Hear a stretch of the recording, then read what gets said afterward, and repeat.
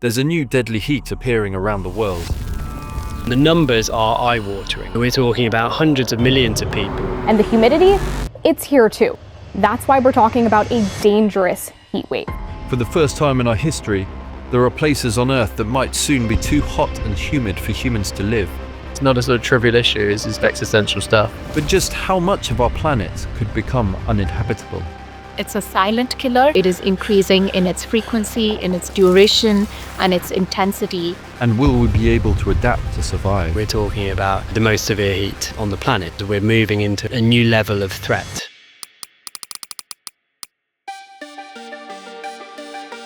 Measuring dry heat is one thing, but in terms of how temperature affects humans, it only tells part of the story.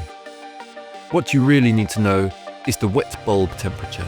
The wet bulb temperature is a measure of taking basically the air temperature and then refactoring in the humidity, basically how much water there is in the air. A wet bulb temperature is how hot a thermometer would be if you wrapped it in a wet cloth and passed air over it. The act of that evaporation cools the bulb of the thermometer relative to a normal thermometer. The wet bulb temperature is always a bit lower than the normal air temperature, which we also call the dry bulb temperature. Just as the wet cloth cools the thermometer, we rely on sweat evaporating from our skin to cool us down. The more humid it is, the harder it is for that to happen. It seems that we sweat more on humid days, only because the sweat doesn't evaporate as quickly when the air is already full of moisture. If you don't have that, then you've got a sort of runaway potential rise in your body temperature. Traditionally, the wet bulb reading to look out for has been 35 degrees Celsius, skin temperature. The reasoning is that air at that temperature blowing across your skin just heats you up. So we have to rely on evaporation to keep us cool. When water or anything else evaporates, it cools the things near it. Now once the wet bulb temperature reaches 35 degrees and goes higher, the evaporation doesn't work either. So we have no way of dissipating enough heat from our skin surface to keep the skin temperature at 35 degrees and to keep the core temperature at a safe level. You'll start to cook from the inside. Even if you're fit and healthy, sitting in the shade in front of a fan with unlimited access to water, you'll still be dead in about 6 hours at a wet bulb temperature of 35 degrees or above. Now, parts of the world are starting to pass this threshold. We do have many parts of the world that have wet bulb temperatures of over 35 degrees. We've seen the death toll rise up year by year as these conditions of extreme heat, often combined with humidity, rise. And worse, in recent years, experts have started to reassess what might be a fatal wet bulb temperature. It's a range, and it can be as low as something like 19 degrees Celsius in a very dry environment, or as high as about 32 degrees Celsius. And that's a problem. Globally, the number of wet bulb readings of 30 degrees more than doubled between 1979 and 2017. In the same period, there were about 1,000 instances of a 31-degree wet bulb temperature. As our planet heats up, large swathes of the global population will find themselves dealing with dangerous heat and humidity. And the numbers are eye-watering. We're talking about hundreds of millions of people. Global temperatures will likely rise at least 2 degrees above pre-industrial levels.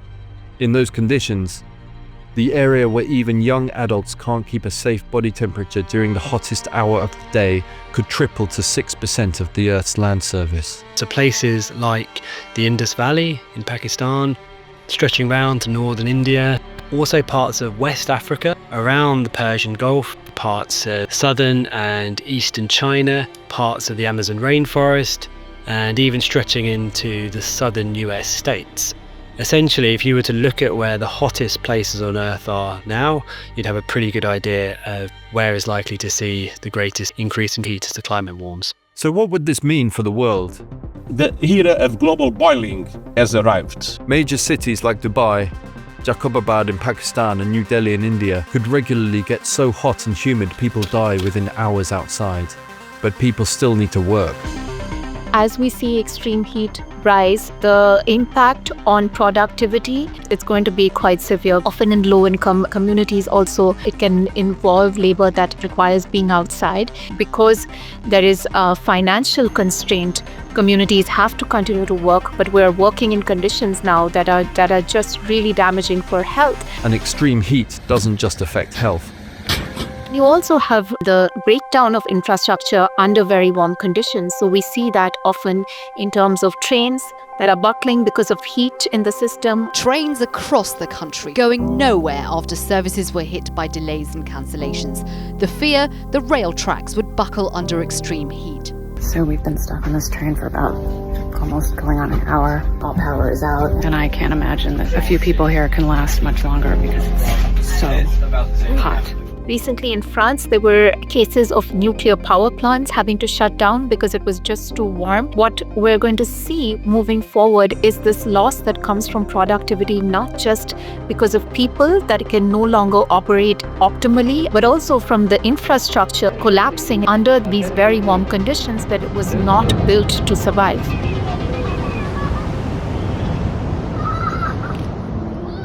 The need to adapt couldn't be more pressing. And there are ways. In dangerously hot and humid areas, air conditioning will be vital. It not only cools air, but crucially dehumidifies it as well. Not very fast if we just wait. But when a fan is turned on, the water evaporates faster. But it's not a foolproof fix. For a start, lots of people can't afford it. And the power air conditioning relies on isn't always guaranteed. Everyone's turning on their air conditioning. A so-called brownout or loss of power due to the demand is likely. So you have power failing at the time it's needed most. Every country is different, but from around 50 degrees Celsius, electricity grids can start to fail, either from too much demand or because it's simply too hot. The system, it just doesn't have the capacity to be able to take on this very large extreme peak load at these hot and humid times. If electricity can't be relied on, there are other ways to adapt to extreme heat. Building for hotter temperatures is a good start. Thick stone walls help to keep heat out, and external blinds that block the sun before it hits windows can go a long way to lowering a building's internal temperature.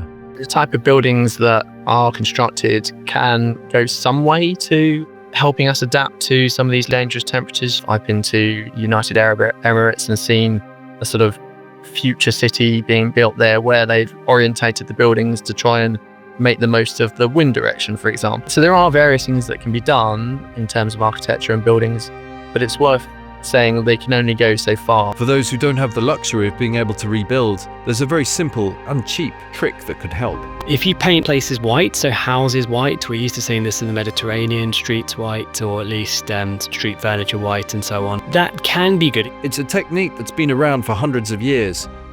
Now some are trying to supercharge the effect. Well, Purdue University engineers have created the whitest paint ever, and they say it can help curb global warming. It's yet to be widely adopted, but a paint like this, that reflects more heat than it absorbs, could drastically help to cool buildings. But that might not be enough. For some, the only way to adapt might be to move. I do think that we have to worry about the fact that there will be an exodus for those who can afford it to be able to leave and go to places that are cooler. And over time, this has real implications for productivity, for the well-being of communities.